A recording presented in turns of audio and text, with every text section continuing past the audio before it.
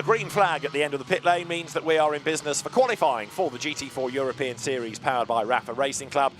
2 races as ever this weekend as part of the CrowdStrike 24 Hours of Spa weekend, the centenary of the Spa 24 Hours, the 76th running, about 100 years since it all began.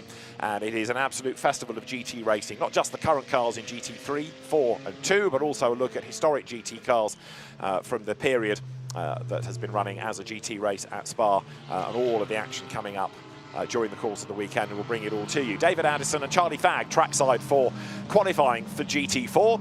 It's a chance for not just the drivers to get their eye in, Charlie, but you and I as well, because it's an even bigger entry than we've had at previous rounds this season. 1 or 2 new cars, new teams, an American influencer as well. And on a track like this, it is going to be very, very busy indeed. As you see there, Audi and Toyota getting themselves together. Spa, though, from a driver's point of view, a great circuit. Yes, thank you very much. Hello, everybody. Really pleased to be here. And like you said, Spa is one of the best circuits on the grid, one of the longest as well we have here. So really important to get your lap absolutely nailed here. The good thing about Spa, because it is such a long lap, is you can make the difference. You know, it's not a track where you can sometimes be 1 or 2 tenths quicker. You can sometimes be 6 or 7, so you can really, really do really well here. On the flip side to it, obviously that's the other way as well, isn't it? Because you can also really struggle here, and if you struggle here, it's a really tough place to come back through for the mid-pack. Now, one of the things that's been a real talking point over the weekend across every category is that there's been this resurfacing at Spa, and everybody has been saying it's made the place much, much faster. It certainly has, yeah. I've had the pleasure of driving it myself from obviously the old tarmac, and just a couple of weeks ago when I was here, still on the old tarmac, and then I was here for British GT, which is obviously the new tarmac. It is so good. Really? So good. I can't tell you. I wish that every circuit re-tarmac every single time we drove to any circuit we went to. But it has made it a lot nicer to drive. I think as well, now I'm going to probably eat my words here because we'll probably see a rear engine car on pole, but especially for the front engine cars, because all the weight is over the front, you got that new tarmac, they can really roll the speed and utilize all that front grip. Similarly for the rear engine guys, they can use a lot more traction. But I think you'll see some of the front engine guys just be really quick, especially in that second sector, that really long sector. Well, they'll make up a lot of time, but let's see. Mercedes yesterday, GT3 terms, talking about the fact that they were copping quite a bit of understeer. So clearly the new surface has its nuances, and the teams are going to have to work around that as you go on board then with number 55, that being the Schumacher CLRT Alpine with Pascal Hutto. Others still being shepherded out of the pit lane, including the Mustangs.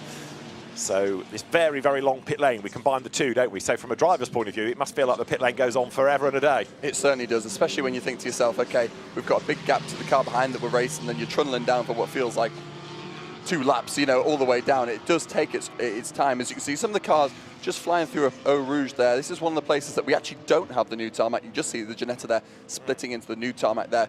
The other thing with this new tarmac now is as well, you don't get as much degradation at Spa. Spa is notorious for one of the biggest drop-offs with tyre degradation. Now we've got this new tarmac, you'll see that cars won't be doing their laps on lap 1, even lap 2. You might even find towards the end, that's when they'll be putting in the green sectors, because fuel load here makes a much bigger difference than tyre does. Now there with the bonnet slightly flapping is the 72 Aston Martin of former Clio racer Kevin Jimenez. That's run by the GPA Racing Squad. David Pouget's team, David himself Clio Cup champion in Europe, France, Spain. Very successful racer and team owner. The session 20 minutes long, and around Spa, that doesn't give you that many laps, does it? Certainly doesn't, no, especially when you've got to get these tyres up to temperature.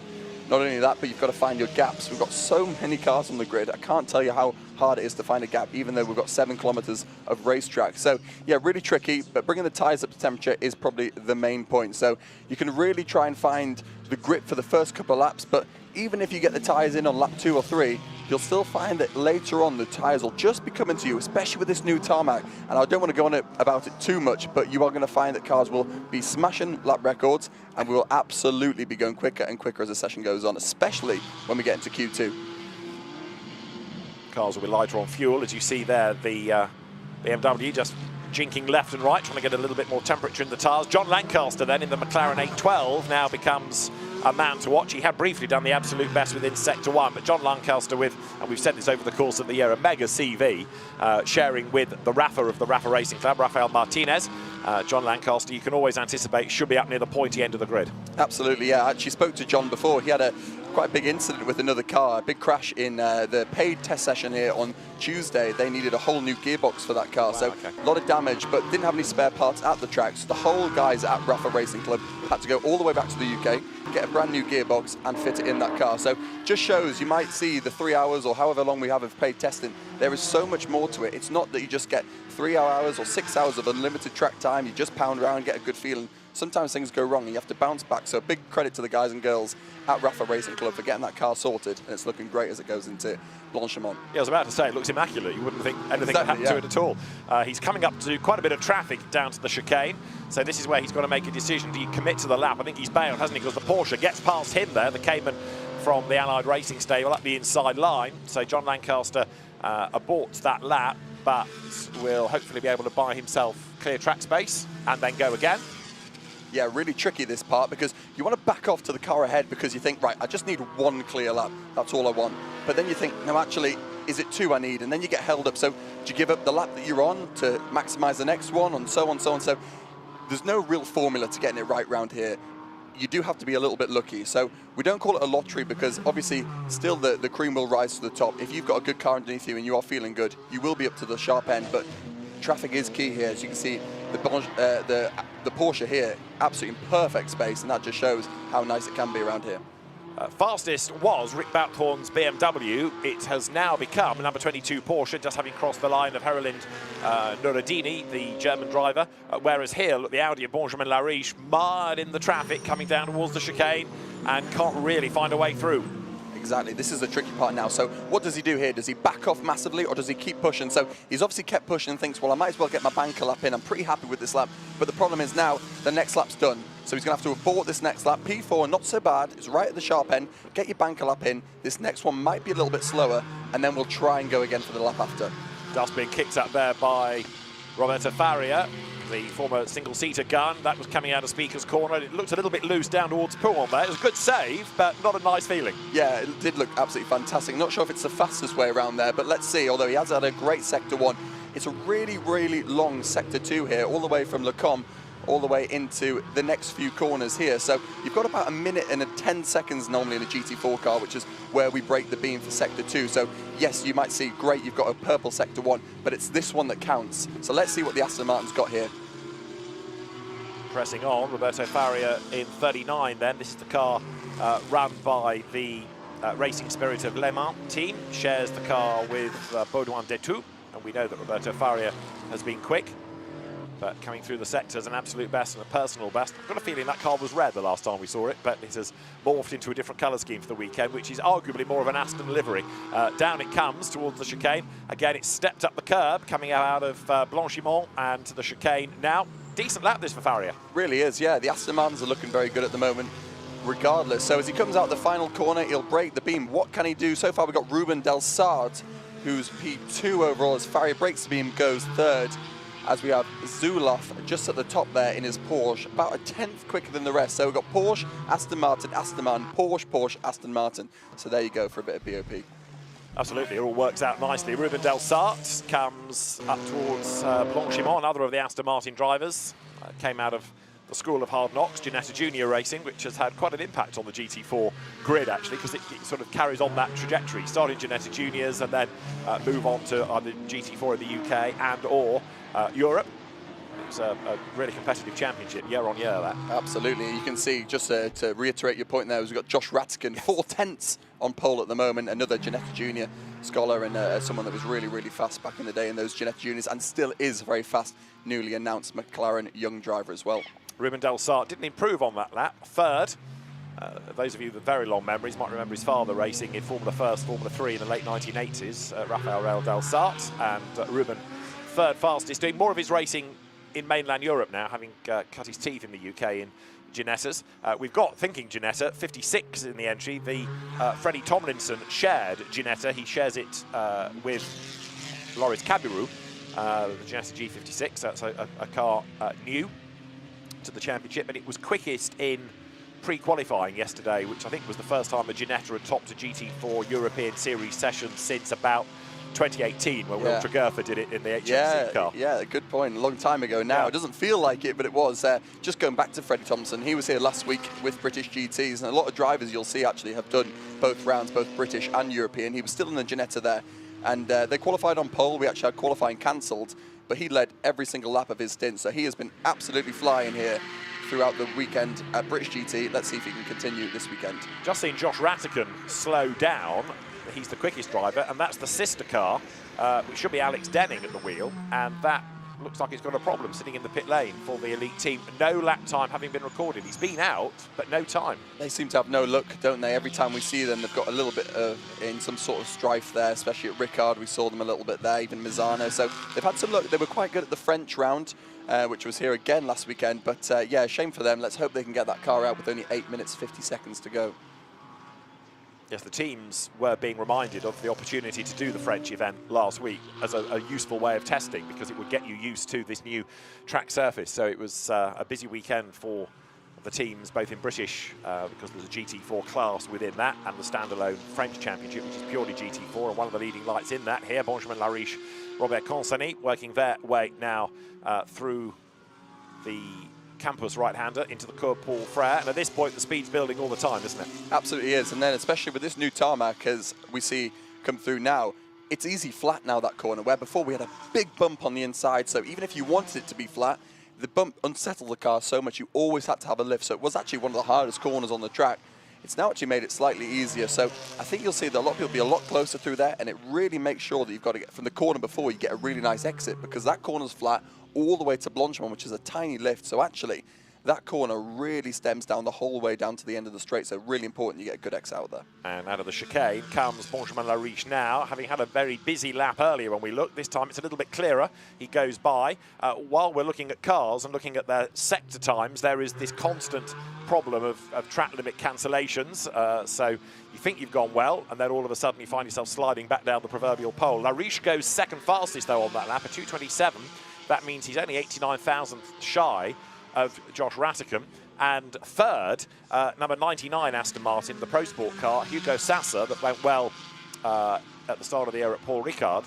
So good variety, McLaren, Audi, Aston, and John Lancaster's McLaren up to fourth now. Yeah, really nice to see those guys doing really well. I think we saw a good bit of flashes of speed the last round. Cameron Lawrence, I believe he was very fast until I think they couldn't start the race at Misano, but good to see John up there in P4. And like you say, lots of different varieties of brands as the Lotus coming out there. So yeah, very close at the moment. We've still got the top 25 within a second, which just shows the caliber of these teams and drivers to be that close around such a long circuit. The Lotus is, you've got Dexter Patterson and Max Bird as ever sharing one. Jordan Kerridge being joined, it was Nathan Harrison, the new driver in that car that was leaving the pit lane, standing in for Stephen Lake. Nathan Harrison, Mini Challenge Carrera Cup GB racer. Wonderful shot from the drone, showing you just not only what Spa is like, but how busy it is. Look left and right. Paddocks have to go and keep on growing, if you like, outside the perimeter of the track. How busy it is, the Pirelli area on the right-hand side with all of the tyres for GT4, GT3, GT2. Massive operation. And if it starts to rain in the race, then it's going to be even busier as they have to suddenly get all the wet tyres ready. But wonderful shot from that drone. Trackside, though, this is Benjamin-Lariche looking quick, Charlie, but having lost time in Sector 1. Yeah, let's see. Still relatively fast through Sector 1. That looks like that's where the Audi is really, really quick. Got some good straight line speed we've seen with the Audi, but even not too bad through Sector 2. So I think that's a really good sector for him. Considering the Audi's not straight, the strength isn't through that second sector. He might pick up a slight toe off this Porsche, but I think this third sector might just pay him dividends, and I think he could go to the top here if he's nice and smooth through Blanchimont, nice and smooth, no track limits, and just to say that, I think he might have done one. Yeah, a little bit toey, wasn't he, coming out of Blanchimont, so the car steps up over the curb. Benjamin-Lariche then now understeers too deep into the chicane, so again, it's fractions of a second, but it all adds up over the course of the lap. That's okay for track limits, he was wide, but two wheels in contact with the road, he goes over the line, and it's a slower lap, understandably, but there was certainly no lack of commitment, and 5 more minutes of this part of qualifying to go. Absolutely, yeah. I think lack of commitment with Benjamin-Lariche is, yeah, we've seen him be absolutely flat out. He's great to watch and super, super fast. It's great to see the Audi doing so well. We don't have many of them in the championship, so good to see how fast they can be. As we see a few cars boxing, I think changing over drivers now, maybe saying that I think the tyre's done. It's quite a long session, even though you don't get many laps around here. 20 minutes on these tyres, and remember, we have to race on these tyres as well. So some of the teams will be thinking, let's try and get our lap in early, bank a good one in. Let's save this tyre so we've got something good for the race. Porsche, 6th and 7th. You saw a moment ago, number 30, Finn Zulauf, 6th fastest. I think he's done for the session, as Charlie was suggesting. John Lancaster's got himself caught up in a bit of traffic here.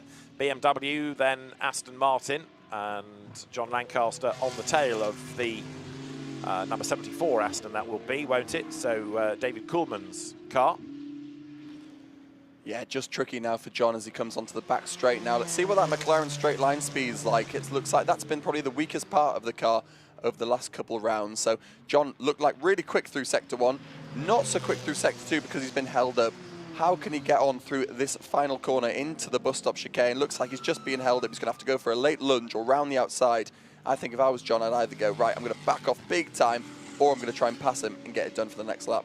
And it becomes a race, doesn't it? A proper battle between the two, because neither wants to lose track position. In the end, it's the Aston that gets roughed up a little bit, and a bit of a slide from Kuhlmann as he comes onto the power. But I suppose from John Lancaster's point of view, he had to do that because you can't keep giving away laps. Sooner or later, you're going to run out of time. So you've got to push at some point, and that was worth doing, because now, when he came out of the chicane, clear road ahead of him. Absolutely. You have to be selfish around here. You have to bully your way through a little bit, because if you don't do it, someone will do it to you, and then all of a sudden you're in this vicious cycle, and then you're done. So I'd say for me, this is last chance to lose for John Lancaster. He's 3/10 off, which is a mega result for them. Only P4 and quickest Pro-Am car at the moment. So Rafa Martinez will be buzzing with John, as he always is anyway, but especially with him going fast. I think he's probably got one more lap on this tyre. Then he'll hand over to his teammate Rafa to see how he gets on. And John's got to deliver on this lap, because he lost his last one for a track limit offence at turn 17.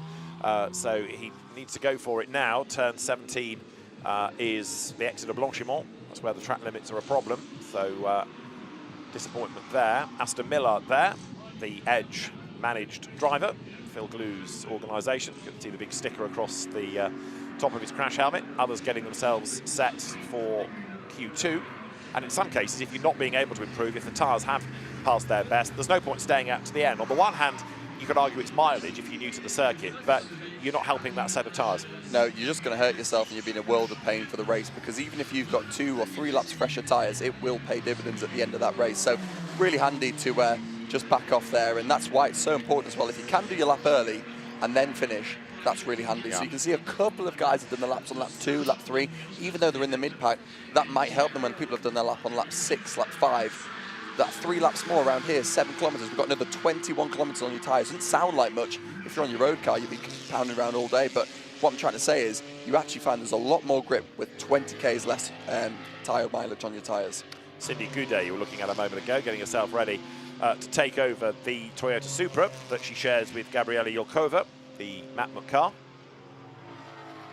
There, Will Moore in number 62 Ford Mustang. We've been waxing lyrical about the GT3 Mustangs and the sound they make. The GT4 car's just as good, although a bit wide was Will Moore there, coming out of Rouen, another team that was here for British GT a week ago, but it is a brilliant noise that this V8 Mustang makes. It certainly is, yeah, and it follows with the noise, follows great straight line speed as well, so yeah, very American and very powerful. I really like it, but as he breaks this beam here for Sector 2, I won't, yeah, look at that, 1.8 seconds off through the second sector there. Not so far off in Sector 1. That's where the Mustang really is best. Sector 1, Sector 3. You'll find that the car's a bit more like the McLaren, a little bit with the Aston Martin, the Ginetta, the Alpines, the Mercedes. That's when they'll come alive in Sector 2. But Sector 1, these big, mean, hairy Ford Mustangs, that's when they're really quick through Sector 1. Similarly with the Porsches as well, they'll be very quick through there, and of course the BMWs. But let's see what he can do in if he'll box or if he'll continue this lap on. Still Josh Rattigan having set the gun time, and we're 26 seconds off the flag, so the Mustang will get another lap out of this if the tyres are willing. Wilmore speeding up towards the end, did an improvement in that last sector. Others have had enough in the background. You see, I think Audi number 3 electing to come in and to put now Robert Consonny into the car. Now, interesting one here, Alex Denning, who is still in the pit lane, hasn't done a lap time, and this pit stop is under investigation. So whatever they've been doing has either been in the wrong place, like on the fast lane, or had too many people working on the car, but there's a double whammy of pain. There's a problem with the car and it's not gone out, and they're under investigation for the work they've been doing on it. Yeah, when it rains, it pours, doesn't it? Yeah. So, yeah, not sure exactly why or what they would have done there. Sometimes you find when you might get the car out or something a little bit goes wrong, your almost calmness and lack of pressure, you start to get a bit frustrated or a bit like, oh, we're not sure what's going on here. And then you might pick up a penalty, and it's sometimes so small. You might have an extra person over the white line that you didn't mean to have. So little penalties, but like you say, pit stop under investigation, start and last anyway. But that won't help, will it? No, but the team could well do without a financial penalty, for example, if there's a regulation that's been breached. There, the 56 Ginetta, Freddie Tomlinson, doing Q1, and as you were making the point, Charlie, a little while ago, he knows what he's doing in these cars, having raced here a week ago. And look at the amount of gravel there that's been dragged onto the road coming out of Les Combes. We had some of that evident last night for GT3 qualifying, but almost rallycross track-esque that. Flag down then, the first part of qualifying at an end. Now we've got this 10-minute window so the cars can get back, get the next driver settled, and then go again. 10 minutes being that interval, given that it's a longer in-lap. Yeah, good to see Q1 having so many different brands right in that top half. Shame for Freddie because he was so fast here, only P38 at the moment, so he'll be disappointed with that one. But that Ginetta can be quite good in its tyres, so you're not going to knock it off for the race here. I still think they've got a little bit more to find.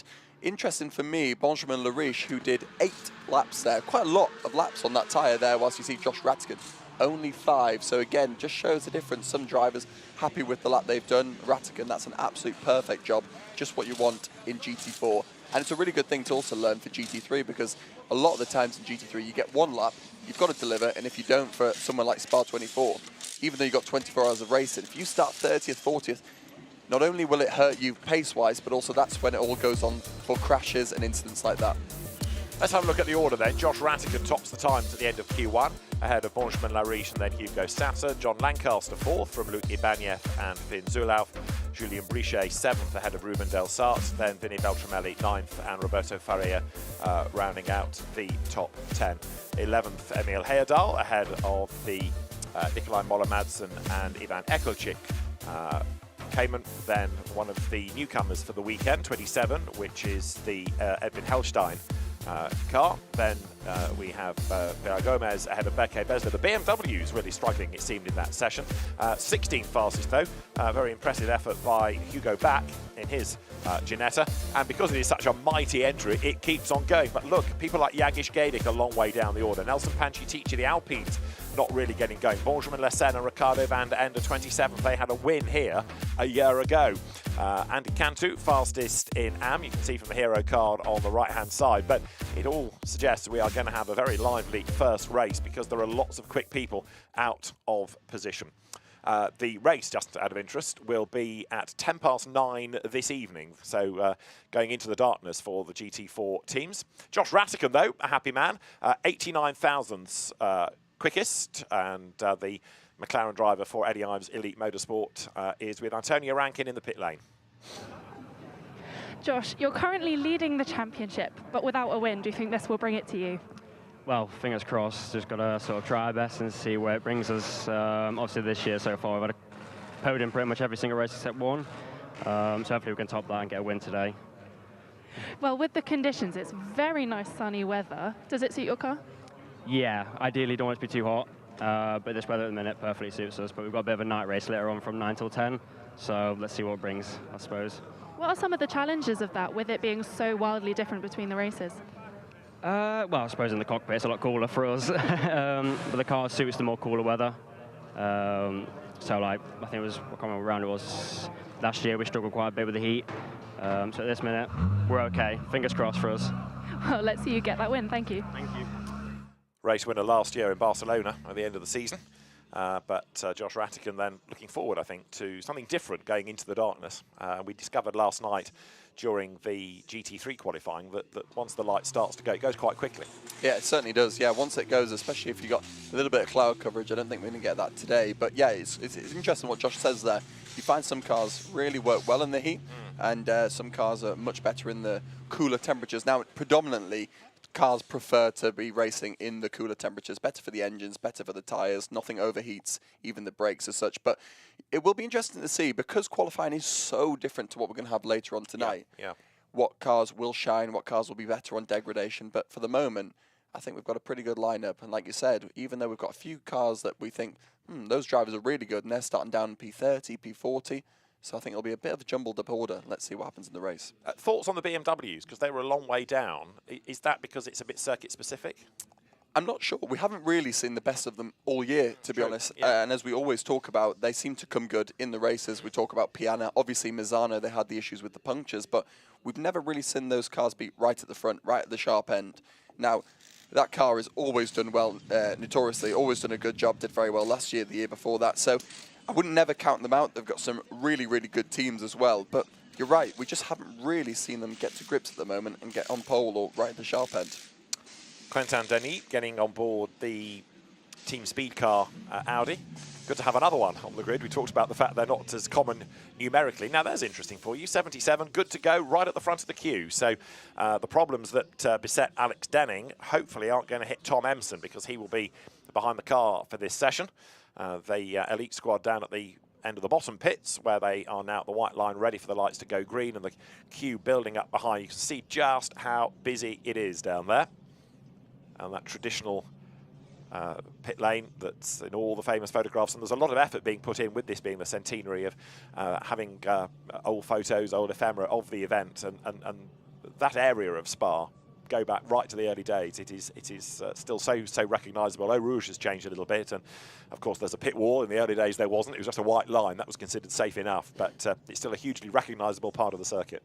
Yeah, not going to say anything about your age there, David, but maybe a bit before my time. But yeah, interesting to see the tactics here with Elite Motorsport. Always handy when you're at the end of the pit lane. You can release the cars right at the bottom. So they're obviously thinking, right, we can switch our tyres on quite early, because Josh did. Let's get right to the front of the queue. Obviously, we're all starting on relatively cold tyres anyway, so there's no need to wait, sit in the box, because we're going to come out of the ovens. We don't have that luxury here in GT4 at the moment. So at the moment, those two cars are starting right at the front. They're going to be the effective pace leaders. They're going to not let any cars by. They're going to try and manage the gap so that when they start, they're going to be relatively far away from each other, but they're going to be right at the front of the queue. So they've got no traffic on their fastest laps. But that is a snapshot of how busy GT4 European Series is. Just look at that queue of cars. BMW, then you've got Porsche, you've got Audi, you've got Ford. Looking further up the pit lane, more BMWs, more Porsches, all eager to get out on track and then try and find some clear track space. Others, perhaps sensibly, staying at the pit garage, letting that wave of cars go, and then you've got a little bit of clear track ahead of you, but it's not easy to manage. It really isn't. And going back to what I said before, there is no right or wrong thing until the end of the session, where if you did get it right or wrong. But at the moment, unless you have hindsight, you're always thinking, we either queue right at the front and we try and create our own gap, or the engineers, who always have more information than the drivers. Now, as a driver, it's a horrible feeling when you're sat in that car and the engineer's going, 3 minutes to go, and you start seeing cars queue at the end of the pit lane. They go, do you want to go or do you want to wait? And you think, I just want to go, because naturally you just want to get on track. You just think, you always know best. Get me out on the car and I'll just do what I can do. But actually, you find that sometimes the engineers know a lot better than you do. True, true, true. The engineers always think they do. Drivers, as you say, want to get on track. Let's look at the highlights then of Q1. Q2 imminent, and it began with that busy road and one or two bits of heroics, like John Lancaster needing to try to wriggle his way through the traffic and gain track position. That gave him a clear lap coming out of the chicane, and John Lancaster able to put his McLaren up towards the front of the grid. Benjamin Lariche, as ever, tried hard in the Audi, although he got a little bit ragged coming out of Blanchimont, but Lariche will start provisionally from the front row of the grid. The team speed car Audi looking as quick as ever, whereas it's an Elite Motorsport McLaren that took pole position. The number 78 Josh Rattigan driven car fastest at the end of Q1. And that takes us to about 30 seconds or so to go before the second session gets underway. The teams ready, the marshals at the end of the pit lane ready, and GT4 European Series powered by RAFA Racing Club Q2 is imminent, with the teams good to go. The GT4s filling the majority of the bottom paddock here at Spa.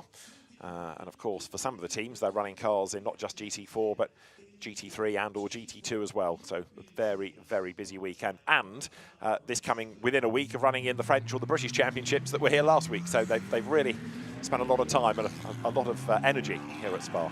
Yeah, they're getting to know the facilities well, aren't they? Just another one, a little shout out as well. We talk about a lot of the teams doing British GT and European GT4, or French and European. We've actually have a few drivers as well that are doing both the GT4 race and the Spa 24 Hours in the GT3 class.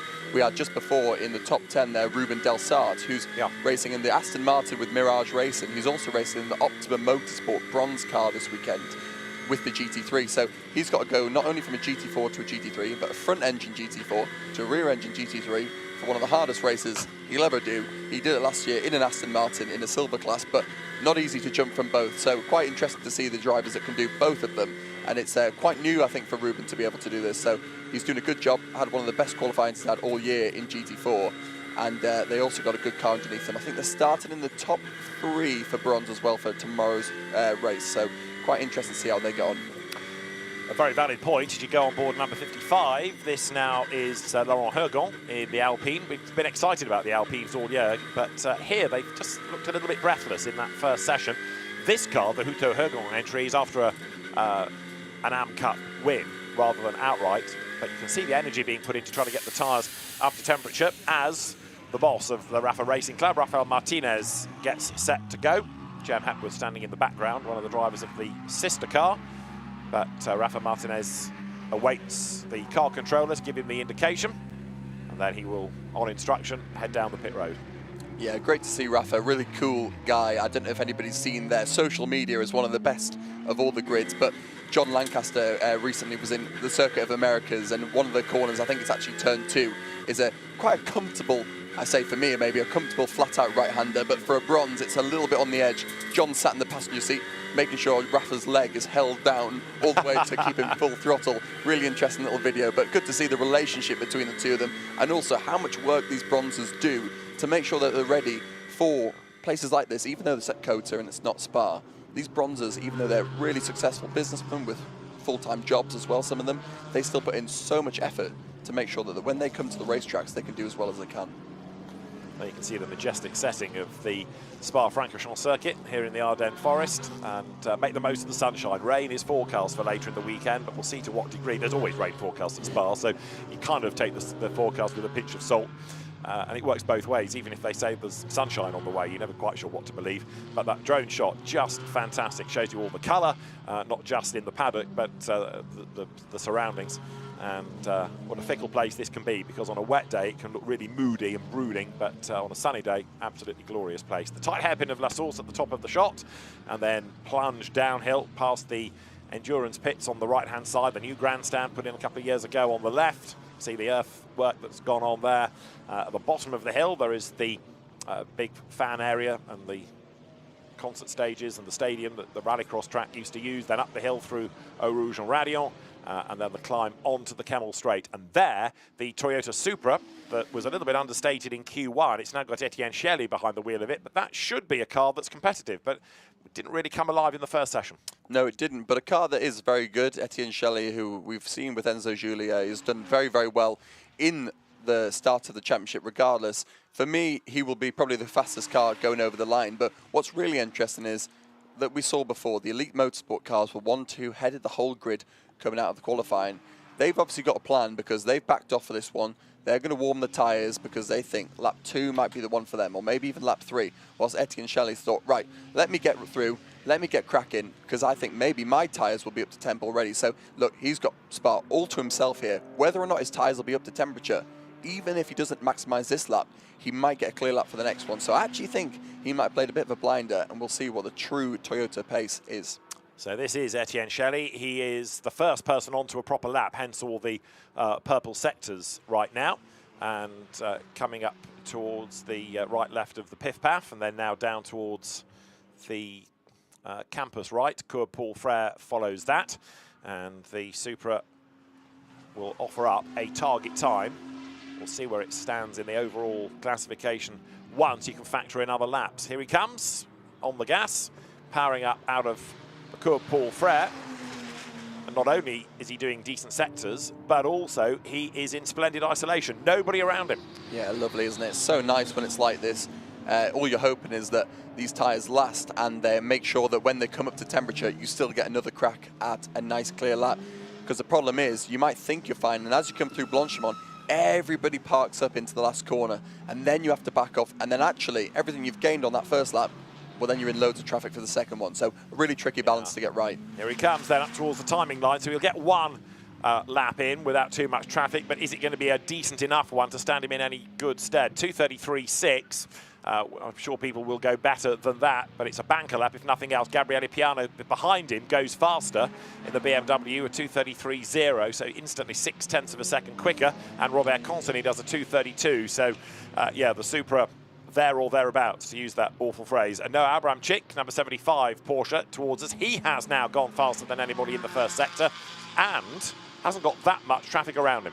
Yeah, let's see. So you could see that actually the Toyota Supra just backing up there in the final sector there. And even though we see cars going a little bit quicker here and there, 33s, remember we had 27s in that first qualifying session. So we're still about 6 seconds away from what we can do. So just to give you an indication of how long these tyres do take to come up to temperature. So I think it'll be lap 3, lap 4. Like I say, with this new tarmac, you really can get away with stressing that tyre for a little bit longer. Abramczyk then, another absolute best in the middle sector, but the first sector now, Robert Consony having taken that time.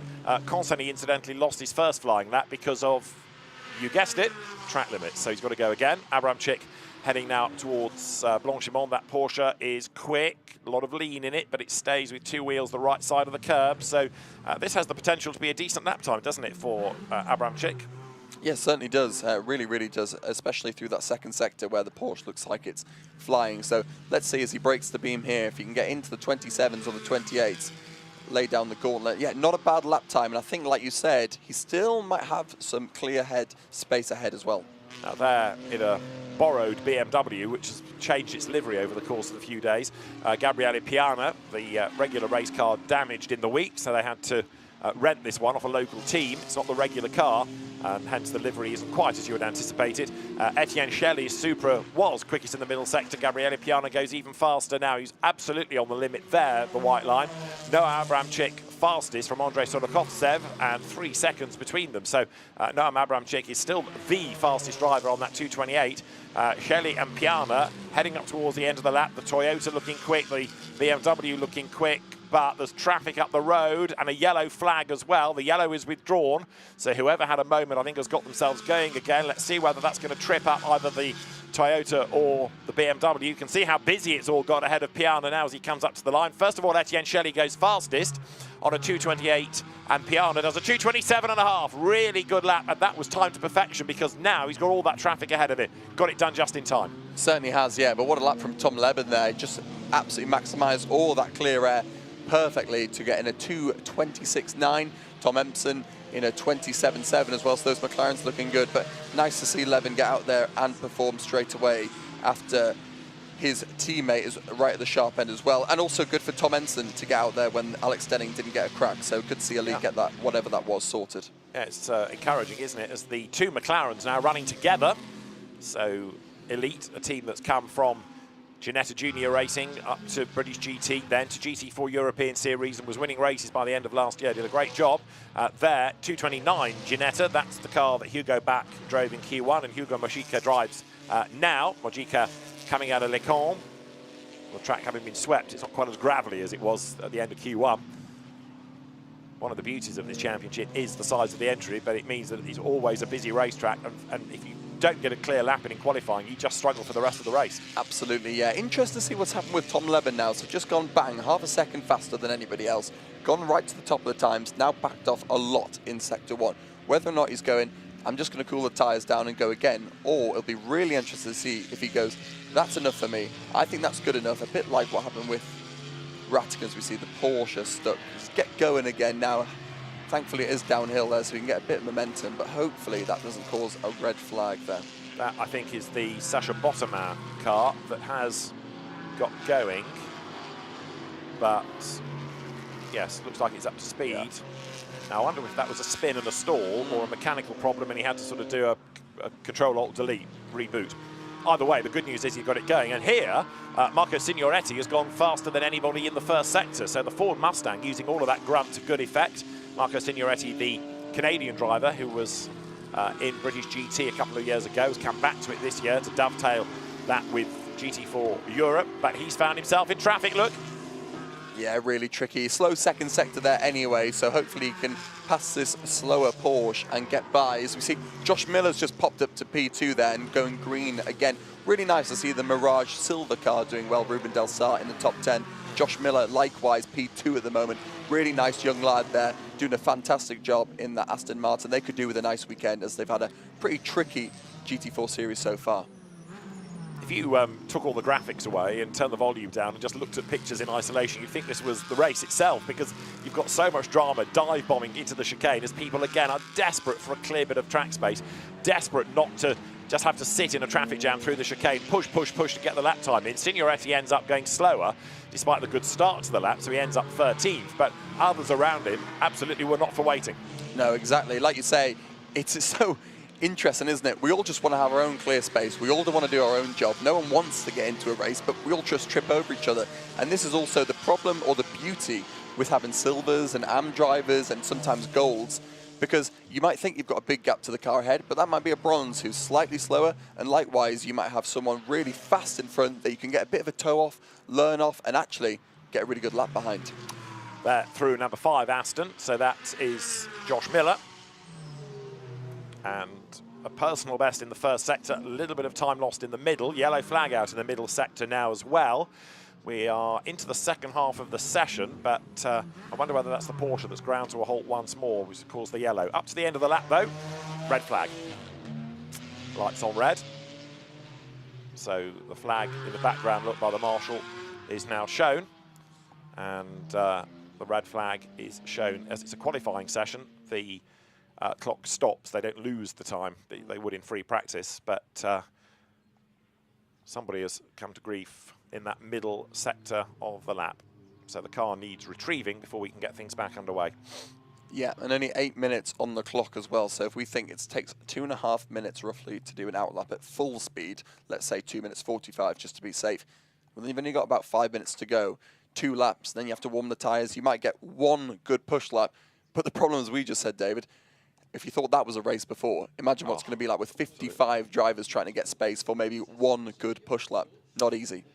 No, indeed, and with so little time left in the session as well. There, the WNS Motorsport team looks at the timing pages. Those that haven't done a lap time, Leo Pichler, his Porsche, which was a quick car earlier on, Max Kronberg, who's already in the pit lane, Jean-Laurent Navarro and Ricard Wolf, they have not done lap times, which is partly, I suspect, because of track limit abuses, as much as maybe having a problem. We'll try and identify the reason for this stoppage in due course. Everybody now slowly making their way to pit in. Only when you've got everybody in can you start to work out what to do about the resumption of the session. Well, there's a driver, so he's okay. That's up at Les Combes. Can't find a car yet, but we'll have a look in a second. The good news is the driver is okay. In a moment, we'll have a look at what happened. And it is an Aston that clipped the curb, gets sideways, and this is going to be a big impact, I fear. Ooh. Boom, off the road. Oof, yes, you see the amount of energy that goes through all the barriers and the guardrails and the tyre stack. So 74 it was that ploughed off the road. The Racing Spirit of Le Mans car of Alexandre Machado. Yeah, good to see him get out of the car. Looked all good there. Those Astons are built strong, and it does help having the engine in the front there to take any bit of impact. But yeah, looked like he was just forced a little bit wide off that second part of the curb at Le Combes, and then he's already lost it into the gravel before he heads into the next corner, Malmedy. So once it's gone, there isn't actually much runoff there, and unfortunately, a big, big crash there for that car. Hopefully get it out before the race starts, and we don't have too long of a stoppage. Hopefully no barrier damage. Yeah, that's always a concern, isn't it? Because you saw everything deform slightly there, but the track staff, the officials will have a look, and as soon as they can, they'll get this session back underway. Partly because there's 8 minutes to go, but partly because it is an incredibly crowded timetable today with not just qualifying. We've got another qualifying session after this, then 2 races, then Super Pole, then qualifying, then a free practice and a qualifying session, then a race, then a warm-up, and then our race, if you like, the GT4 race that we had qualifying for earlier. 9:10. So you bring your Horlicks for that, Charlie, later on in the day, and we hunker down for the evening session. Yeah, the night shift. Glad I'm not commentating on all of them, but good job you are, not me. But yeah, let's see what happens. The good news with the track staff here is that they are so good and so fast at repairing, obviously. With races like the Spa-24, there is always going to be incidents, always going to be crashes, so they do have lots of practice at doing this, but they do it very, very well here, very, very fast, so a big credit to the ground staff there. Let me just move you away from GT4 for a minute and talk about the CrowdStrike 24 Hours of Spa as a race, because you were in it very successfully last year. Yeah. There are lots of 24-hour races these days. This is one with a great heritage, a great pedigree. I think it's a brilliant event because I like the circuit and I like GT cars and I like Belgium and all of that. But it's a great circuit and it must be a great reward to get a good result out of this. And for the McLaren that you drove last year as well, that's never perhaps had the best fortunes here. So it must have been a good feeling. Yeah, it was. The whole week, it's a long week here. You know, you arrive on the Monday, you test on the Tuesday, and then obviously, as you said, you go into qualifying, hopefully Super Pole, then the race, and then you've got 24 hours. But we had a great qualifying. We started P2 overall, got into Super Pole and P5 there. So when you start in P5 and there was 72 cars and it was wet and you're on slicks, you start to think, I'm not sure if I'm ready for this actually. But no, it did go very well. And as you said, it's a great result to get for the McLarens, which notoriously haven't done so well here. But the Spa-24 is quite different in many ways compared to Le Mans 24 Hour, which I also loved and enjoyed doing that. But they are very, very different races. Lots of safety cars here, lots of full course yellows, and obviously the problem with the full course yellows, especially at night time, it's a little bit cooler or maybe wet, those pressures drop, the temperatures drop, and then you go to safety car, back to green, it's not easy to get the tyres back into it. Let's just have another look at this Aston incident. By the look of it, he might have clipped a curb before we get the car in shot, but once the back's out of line, that you just can't hang on to it. No, nothing you can do there. You can see as it actually lands a little bit off the tarmac there, then into the wall. So yeah, nothing you can do, unfortunately, when it goes wrong there. Like you say, might just clip the curb and just had a little bit of an oversteer moment. But a shame for that car because the Aston actually looking quite fast today. But like we said, hopefully get that car out for the race and still have a good one. The good news, going back to what's so good about Spa, is there is lots of opportunity to overtake here. Sure, yeah, you know, even though we only have an hour race, we don't have a 24 like the GT3s, there's still plenty of time to make it up here. So it's not over for those guys so long as they can get the car out. They're going to encounter, of course, towards the end of the race this evening, the darkness. Spa at night is a totally different beast, isn't it? Certainly is, yeah. Actually very difficult, not only to race, but really hard to find your braking points as well. Okay. Now, we have all this brand new tarmac. We used to have a lot of white lines where that would be your braking reference, or you always knew that's where we broke, that's where we started to brake. For the last 6 years, I've been doing that, and I've been coaching the GT3s this weekend, and they've all been missing their braking points. Because of that new tarmac, we lose the white line. It might sound a bit like, well, surely you racing drivers just know where to brake, but actually you get so used to a reference that when it's gone, it's actually a little bit trickier. Okay. Combine that with the night time, makes it even harder. So yeah, not easy for these guys, but a really good experience for the GT4 boys, and I think that's what's so good about this championship. If they get to have a go at night time, it just puts them in such good stead for the inevitability when they go to GT3. Now there you've got the view looking down from the drone on top of the pit. Some of the teams hard at work getting the cars cycled through, ready for the resumption of this session. And 74 losing its best lap time for causing this red flag. So it's a double whammy. I mean, it's to try and keep drivers from making mistakes, isn't it? And therefore keep the session alive. But that lap time taken away from Machado, so he's going to start at the back, even if the car can be repaired, because you lose all your lap times and he ain't going to go back out. Yeah, for me, I do like the rule because it does punish drivers for making a mistake. We actually could do with it more, I think, in a lot of different championships. We think back to like Formula 1 at Monaco, for example. You just put in a good lap time, have a little spin, red flag, no problem, job done. That's great, isn't it? Not saying anyone would do that on purpose, of course, but anyway, exactly, yeah.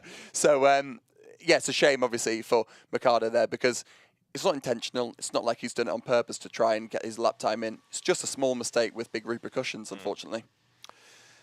So the car being retrieved, and once that's all done, we can start to look towards the resumption of this session. There's limited time between, so it knocks the timetable slightly. But the Spa organisation will be working on that and making sure that barrier isn't too damaged. We'll see the front of the car in a moment as well and be able to make an assessment. But of course, there is that tyre stack up there, so that absorbs some of the impact. Let's, before we think more about the resumption, go back down to the pit lane.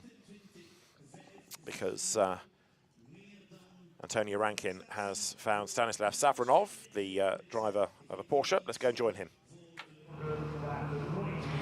Stanislav, you're currently leading the Pro-Am Championship. How's qualifying going? Qualifying for us, it's a little bit hard.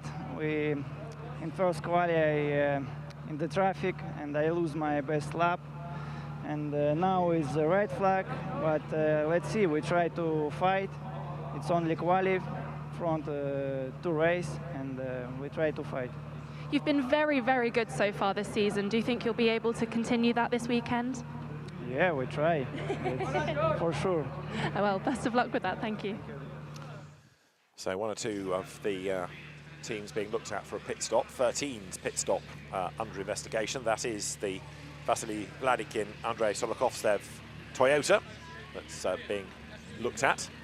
Whether it's for too many people working on the car or work being done in the fast lane, there are lots of things that they could fall foul of. The doctor's car just goes down the pit lane, being relocated. Some drivers staying in the cars, ready to go back out. I suspect this will be a restart on short notice from the race director, Joel Doval, who will want to, as soon as possible, get cars back out and running. The other nice thing about Spa with lots of access roads is, you can get a car off the track without necessarily forcing it to do a full lap. Yeah, absolutely. Yeah, like I said, they know what they're doing around here. So I think the teams look like they're getting ready to rumble. So hopefully we get going soon. Really nice for GT4, even with a stacked timetable, to not cancel the qualifying or not red flag it and just say, we're not restarting. It's good for these drivers, especially when you're so pumped for qualifying. Then you get the red flag, then the adrenaline stops, and then rises again. So nice to get another crack, and hopefully we get some more lap times that are representable, and we can see a little bit of change at the top as well. Yeah, there's an argument, isn't there, if you've got sort of 3 minutes left, to say, well, actually, there's no point because you can't do enough. But 8 minutes, you made the point a little while ago, it does give you time. There is the Aston Martin, and that's going to be now reversed off the track, so track will be clear. We'll have a word about the damage maybe in a moment, because it's possibly got away rather better than you might have anticipated, that car. Ruben Del Sart did Q1 for Mirage Racing with the Aston Martin, and he is now with Antonia. Ruben, the car's in quite good shape at the moment. You're running in third? Yeah, third place, really great result. Obviously the qualifying isn't over yet, but we think that the tires have already peaked, so we wouldn't expect anybody to improve. The car's really degrading after 2 push laps, but great so far. Let's hope it stays like this.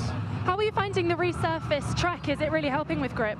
Yeah, the resurfaced track is nice, but it makes the old bits really not nice, let's say, because there's so much grip difference. So, but yeah, it's quite comfortable. Would you say that's the biggest challenge this weekend? Yeah, I would say the front degradation is quite a challenge, because as we see the track's evolving in kind of an understeering direction, so it's going to be tough in the second part of the race. Okay, so how do you manage that degradation? We're going to try a different setup in a race compared to qualifying, and hope that it works out, but it's the same problem for everyone, so we'll just see. Well, thank you very much. Thank you.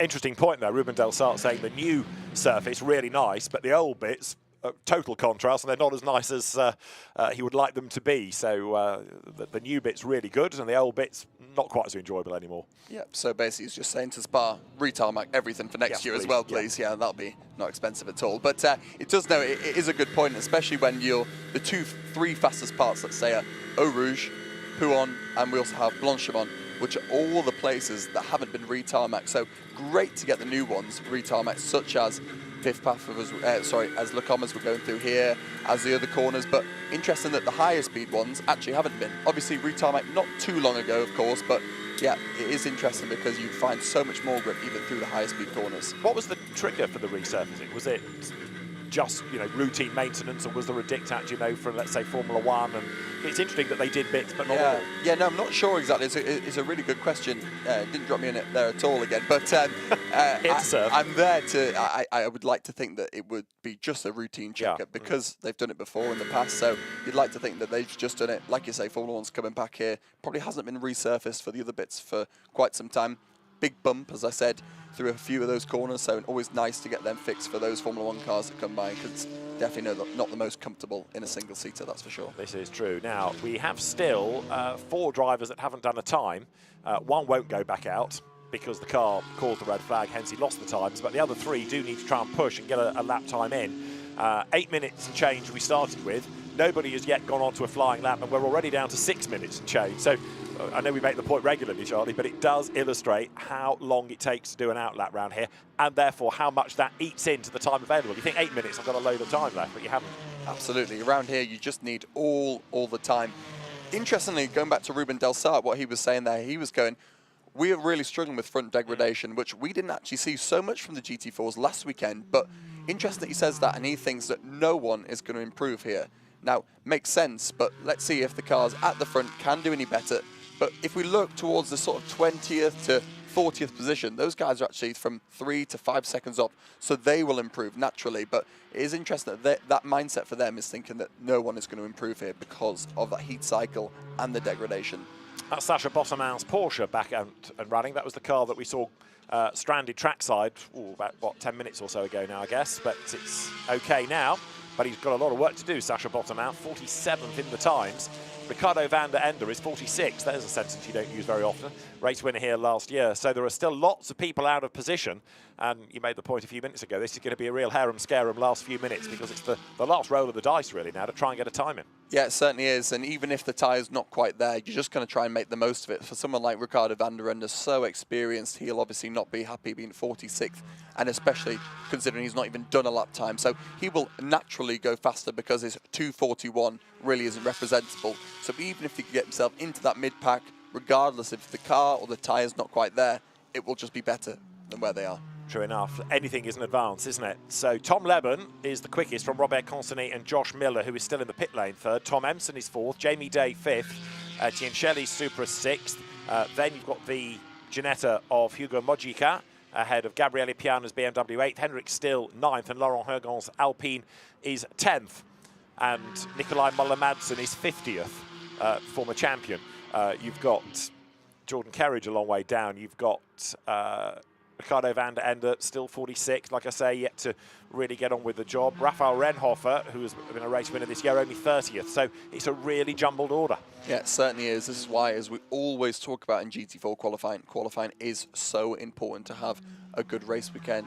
Renhofer obviously had a fantastic weekend if we cast our minds back to Paul Ricard, where he was super fast, still quite young, still relatively inexperienced, doing a very good job.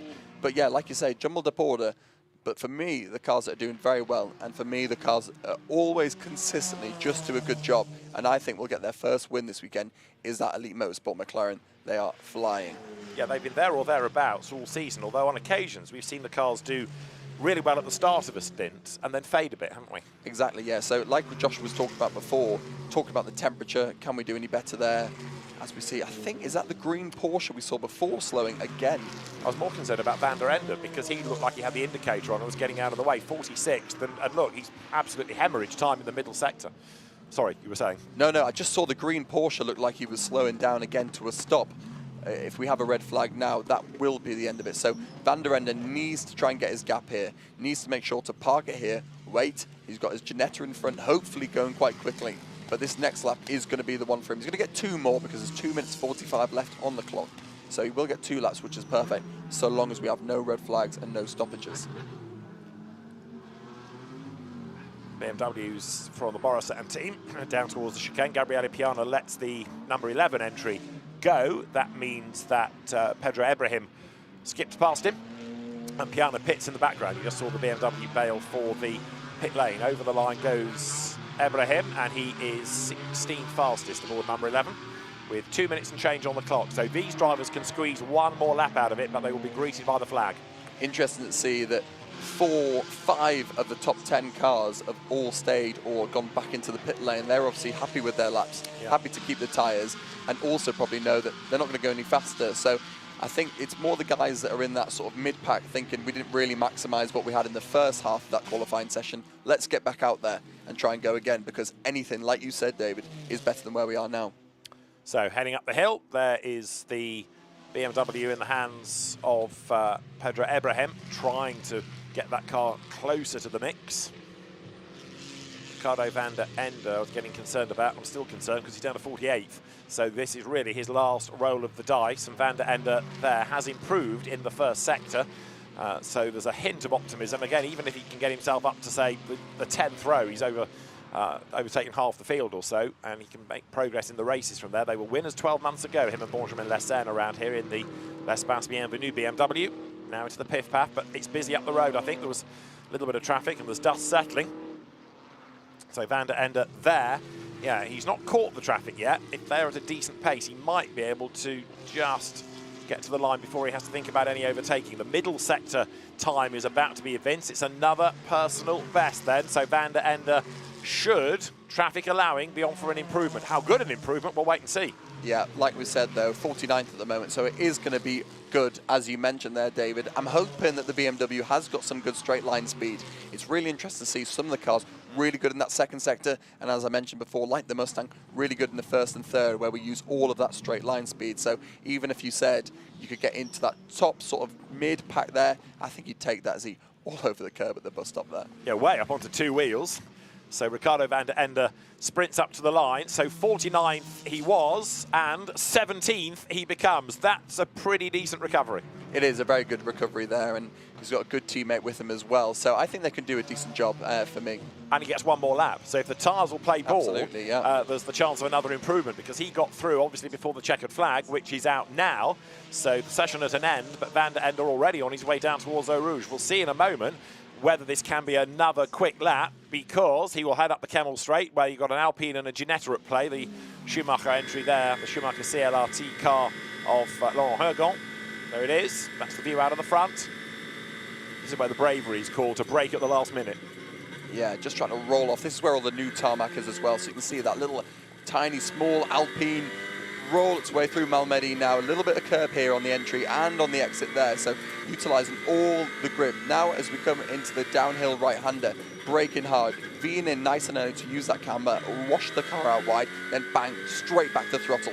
Try and get the car back all the way to the right into no name. A little bit of curb on the inside if you can, hard on the throttle, and use all the track on the exit there, hoping for no track limits or a little trip into the gravel. And then down towards Pouhon, through that long left, and there is Laurent Hergon. Now what about van der Ende? Behind, he's backed out of it, so not going to be an improvement. I'm interested in listening to a driver talking about corners with names. Normally these days, drivers talk about turn 1, turn 2, and so on, but you still the old-fashioned way with names. Yeah, I tried to, for the good ones, I'll say, for the tracks that I really need to know, okay. I'll always try and remember the corner names. The problem with Spa is I feel like every year I come, there's a different one we're talking about. For me, this is Stavlo in and Stavlo out, but now I think we've got different names for them, so every time I come, I never know what ones to say, so it was a bit of a mystery for me coming to the comms box. I thought I'd let you see how you get on and then just mirror for the ones that I know. What is interesting for me is Tom Leben, who is boxed at the moment. He did a 26.9, a little bit slower than his best lap time, even after the red flag. That just shows how fast that McLaren is, even after a heat cycle. Even when trying to build the tyre back in, he went purple on his in-lap there, boxed, because they're obviously happy no one else is going to go quicker. But it just shows how fast that Elite Motorsport McLaren is. So they've been there or thereabouts all season, you know, regularly in that leading group. Into the pit lane comes Laurent Hergon then, so his session at an end. A really narrow approach to the pit lane. Well, it feels narrow looking at the onboard with the walls either side of you, which is another good reason, I guess, to make the driver feel it's narrow, to get him to slow down. But come the 24 hours, you push right the way to the line, don't you? Yeah, you certainly can, but you know, there's always, you probably give up a tenth there to make sure you're not in the wall. So it's, like you say, quite handy, because you have to make sure you're at 50 k's by that line, and you can't push the pit lane too hard anyway. Lessons learned then from qualifying. It's been a really sort of up and down brace of sessions. What, if anything, do we take away from that? I think I take away that McLaren looks like it's the car to be in for this weekend. Okay. Now, for me, I think GT4 Series, the BOP, always does a very good job. We always see some cars struggle at some tracks, and then they're very good at other ones, so you'll always ebb and flow. But the biggest thing with racing, this goes for any championship, is making sure that you utilise when you've got a good car, win when you can. Let's have a look at the order then at the end of Q2. This is for tomorrow's race. Josh Rattican and Tom Leben, the fastest. This time it was Tom Leben doing the time ahead of Robert Consigny and Josh Miller. Tom Emson fourth, so the elite McLarens 1-4.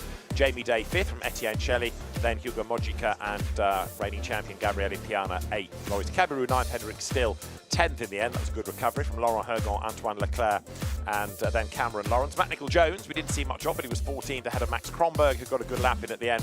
Rafael Renhofer improved to 16th from Marcus Signoretti, down to 18th, Ricardo van der Ende ahead of Max Bird in the Lotus, and Pedro Ebrahim's BMW 20th. Laurent Hergon's time being the best of those within AM. In Pro-Am, it was the Hendrik Still, Max Kronberg entry, and silver, Tom Leben doing the time. Stefan Lemeret, the local hero, 21st. Nikolai Moller-Madsen up to 22nd. Nico Verdonk, another local favourite, but 24th in the Ford. And a little bit further down, Noam Abramczyk, who was quickest early on. He ended up 26th fastest. Rafa Martinez was 52nd. But you take all of those drivers, really, and just throw them up in the air ready for the race. It's going to be very, very interesting, especially bearing in mind that tomorrow's race is going to be early in the day. Who knows what the weather's going to be tomorrow. Today's race, of course, is going to be taking us into the darkness. We don't even know what the weather's going to be like at the end of the day. Pick a forecast you like. Let's look at the highlights then of Q2, interrupted by that red flag. But we began with Laurent Hergon's Alpine with traffic around, Ginessa's chasing, and they worked their way past the BMWs as Laurent Hergon was hunting down the point for pole in class 82. The Aston Martin out of the Racing Spirit of Le Mans stable, looking rapid also. The elite McLarens put themselves to the pointy end of the grid, first and fourth, but a red flag was shown after we had the Alexandre Machado Aston Martin go off the road. That caused a bit of a delay, and it gave everybody a frantic last few minutes. This was the reason for the red flag, the Aston cannoning off the road, but on the restart it was pole position for Tom Leben ahead of this Audi of Robert Consony. That's the grid for tomorrow's race, but today the cars will be on track at 10 minutes past 9 for the night race. For now, from Charlie Fagg and David Addison, goodbye.